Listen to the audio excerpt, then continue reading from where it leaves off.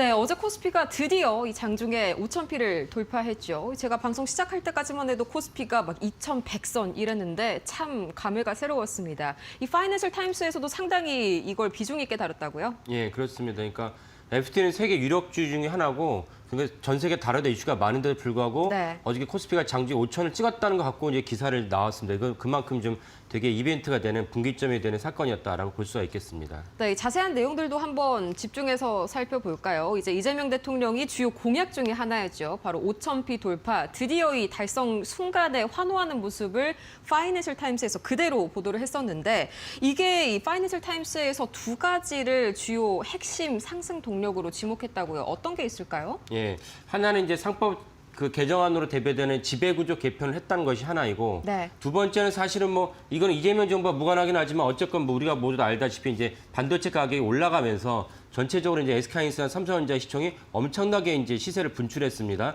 이 두 가지가 뭐 그 FT도 그렇게 지적을 했고요. 네. 두 가지가 이제 코스피 5천 시대를 돌파하는 원동력이다라고 볼 수가 있습니다. 그 좀 전에 들으신 대로 작년 이맘때나도 코스피는 2,500대였습니다. 그러니까 거의 그렇죠. 더블이 지수가 더블이 됐다는 것은 엄청난 수치이고 이걸 우리가 더 자축해야 될 일인데 이 점을 한번 곰곰이 잘 짚어볼 필요가 있지 않나라는 생각을 합니다.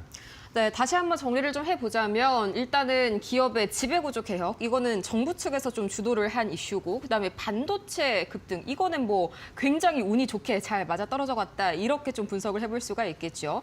첫 번째로 이제 반도체 급등 이슈에 대해서 좀 자세하게 살펴보도록 할 텐데 이게 어찌 보면은 장점이자 단점입니다. 사실상 우리 한국 시총의 거의 3분의 1을 지금 SK하이닉스랑 삼성전자 두 개가 지금 차지하고 있지 않습니까?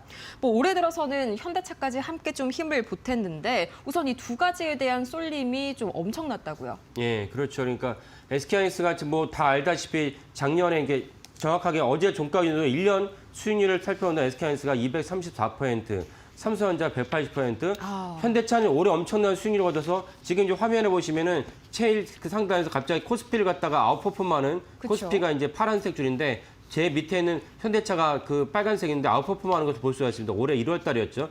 이러다 보니까 코스피 5천 시대가 저는 사실 작년 한 12월 달쯤에는 한 올해 2분기 정도에 이제 가능하지 않을까 해서 예상했고 근데 여전히 반도체가 계속 디램 가격이 올라가면서 어쩌면 올해 1분기 정도 가능하겠다라고 이제 얘기를 했었습니다. 근데 갑자기 이제 1분기를커녕 1월 달에 당겨진 주요 요인 중 하나는 역시 이제 현대차의 역할이 크다라고 볼 수가 있겠습니다.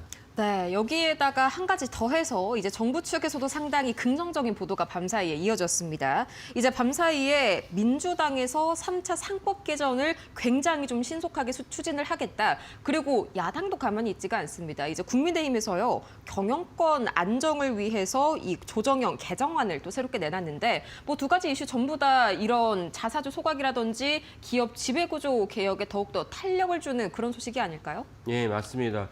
그 사실 국민의힘에서도 그러니까 예를 들면 우리 주식투자 개인들도 마찬가지긴 하지만은 내가 너무나 집착하고 고수하는지 말고 그 사고방식을 유연성 있게 두는 것이 필요합니다. 근데 국민의힘에서도 사실 작년 이맘때 어떤 이슈가 있었냐면 상법 개정안이 그 엄청난 전국의 혼란 시기에서도 국회가 그 민주당이 다수당이었으니까 국회가 이제 강력하게 추진을 해서 통과시켰습니다. 근데 네. 기억하시는 분도 계시겠지만 당시 이제 권한대행이었던 한덕수 권한대행이 거부권 행사했어요. 그래서 이제 수포로 돌아갔다가 결국은 당대표를 역임한 민주당 이재명 후보가 대통령이 되니까 그 실제로 이제 상법 개정안을 통과시켰습니다. 그때도 사실은 설왕설래 있었습니다.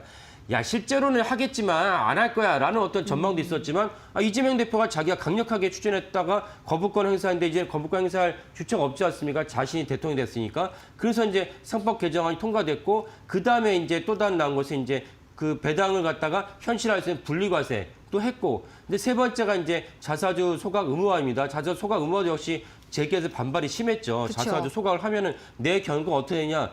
엄밀히 말하면 사실 말도 안 되는 소리입니다. 왜냐하면 자사주라는 거는 그 기업의 잉여자금 갖고 그 획득한 자금인데 이거는 보통주 같은 의결권이 없어요. 네. 근데도 불구하고 정경련을 비롯한 많은 단체에서는 이제 자사주 소각을 갖다가 하면은 내 경영권을 뺏긴다라고 얘기를 하면서 거세게 반발을 했습니다. 근데 하지만 민주당에서는 이걸 강력하게 밀어붙이면서 자사주 소각 의무화가 현실화됐습니다. 그래서 이런 것들이 코스피 5천 시대를 이끄는 또 하나의 중요한 어떤 원동력이라는 것은 분명한 사실이고 이걸 국민의힘이 이제 받아들이면서 이제는 좀 바뀌는 어떤 스탠스를 갖다 보였다. 이 점도 사실은 주목해야겠습니다. 왜냐하면 국민의힘이 이렇게 바뀐 것은 무엇이냐. 코스피 5천 시대를 부인할 수 없는 동시에 그 사이에 우리나라 이제 투자자들, 개인 투자자들이 이 코스피 5천 시대 얼마나 즐거워하고 얼마나 좋아하는지를 보면서 투표 유권자 아닙니까? 이거를 바라면서 국민의힘도 좀 스탠스가 바뀌었다라고 해석을 합니다.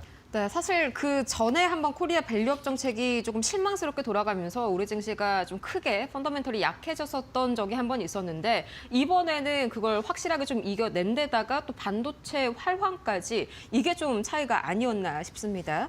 이제 이 코스피 5천 시대가 도래하니까 좀 걱정하시는 분들도 많더라고요. 지금쯤이면 이제 약간 한번 꼭지를 찍고 내려올지 아니면 추가 상승이 가능할지 이것도 일단 궁금하고요. 언젠가는 좀 조정 국면이 도래를 할 텐데 그게 온다면 언제쯤이 될지도 궁금하네요. 예.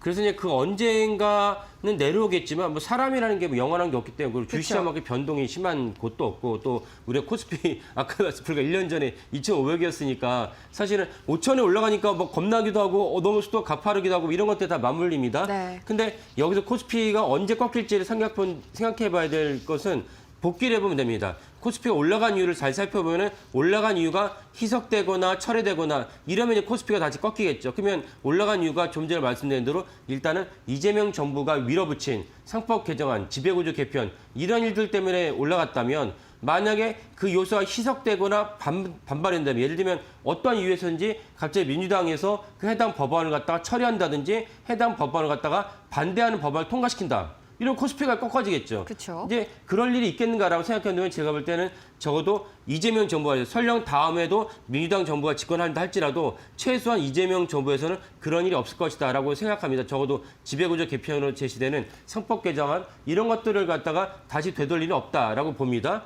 그런 점에서는 코스피 5천에 대해서는 그대로 이제 유지하면서 더 올라갈 가능성이 높다. 이 점에서 FT도 그대로 얘기했습니다. 그래서 여전히 FT 역시 시장이 심지어 FT 여전히 저평가로 얘기했습니다. 여전히 저평가에서 저평가, 아직도. 예, 네. 상승세가 지속될 것이다라고 이제 FT가 전망을 했습니다. 네, 역시 이 자사주 소각이라든지 상법 개정은 역시나 정부가 추진해야 될 몫인 것 같고요. 이제 우리가 주목해야 되는 건 반도체 업황인데 이 삼성전자랑 하이닉스가 얼마나 갈지 뭐 매일매일 여쭤보는 거긴 합니다만 오늘 같은 날은 다시 한번 좀 점검이 필요할 것 같네요. 바꿔 말하면 언제 매도해야 할지 궁금하신 분들 많으실 것 같습니다. 예. 그래서 이제 TV를 시청하신 많은 분들이 또 주위에서 우리나라 또 이제 그 여러 가지 뭐 그 레인지를 제시하죠. 뭐 현저가는 얼마, 목표가 얼마 레인지를 제시하는데 그런 가격을 기준으로 이제 삼성전자나 SK하이닉스를 보유하신 분들 또 우리나라 코스피에 연결돼 있으니까 그 삼성전자가 얼마 도달했어요. 코스피도 꺾일 테니까 난 팔아야지. 이렇게 가격으로 기준을 삼지 마시고 지금 코스피를 상승했던 원동력이 이제 반도체의 가격입니다. D램 가격이기 때문에 전체적으로 D램 가격과 낸드 플래시 가격이 꺾인다면 그러면 이제 사실은 삼성전자, SK하이닉스도 어쩔 수 없죠. 아니 가격이 꺾였는데 그들이라고 뭐 별다른 수가 있겠습니까? 그렇다면 꺾일 수가 있다는 것을 분명히 말씀드리니까 삼성전자, SK하이닉스의 가격이 얼마예요? SK하이닉스가 150만 원이 되면 꺾이냐? 이렇게 말할 수 없습니다. SK하이닉스가 77만 원 왔다 갔다 하는데 SK하이닉스가 120만 원 되면 꺾이냐? 이렇게 말할 수 없습니다. 언제 꺾이느냐? 반도체 가격, D램 가격과 낸드 플래시 가격이 꺾인다라고 이제 나오면은 그때 이제 매도를 하겠다라고 생각하시면 이것이 타당하다고 말씀드리겠습니다. 그러면 반도체 가격 꺾이는 게 영업 기밀입니까? 아닙니다. 신문에서 나오고 심지어 발표하는 분들은 그 D램 익스체인지 그런 사이트 가서 볼 수도 있습니다. 그러니까 그런 맥락에서 D램 가격과 낸드 플래시 가격이 꺾인 다음에 이제 그 코스피도 다시 꺾이겠지만 한 가지 SK하이닉스의 별다른 변수가 있습니다. 무엇이냐면 ADR이 있습니다. SK하이닉스가 지속적으로 ADR을 발행하겠다고 얘기했고 SK하이닉스 주총이 이제 조만간 열리겠죠. 네. 주총에서 ADR을 현실화할 수 있는 여러 가지 조치가 이제 그 현실화 된다면 SK하이닉스 ADR은 보다 상승세를 받을 것입니다. 그러면 ADR을 갖다가 SK하이닉스가 실현이 된다면 더블이 될 것입니다. 이거는 TSMC를 보면 알 수가 있기 때문에 그렇다면 ADR 역시 중요한 모멘텀입니다. 이미 SK하이닉스의 그 분출에는 ADR도 이미 반영이 되어 있습니다. 그래서 SK하이닉스가 어떠한 이유에서인지 만약에 ADR을 처리한다. 그러면 SK하이닉스가 꺾어질 것입니다. 그래서 이런 이슈들을 같이 보시면서 사실은 이제 봐야 되는 것이 가격을 기준으로 꺾일 것이다, 더 올라간다. 이렇게 전망하는 것은 사실은 그 근거가 없다라고 말씀드리겠습니다.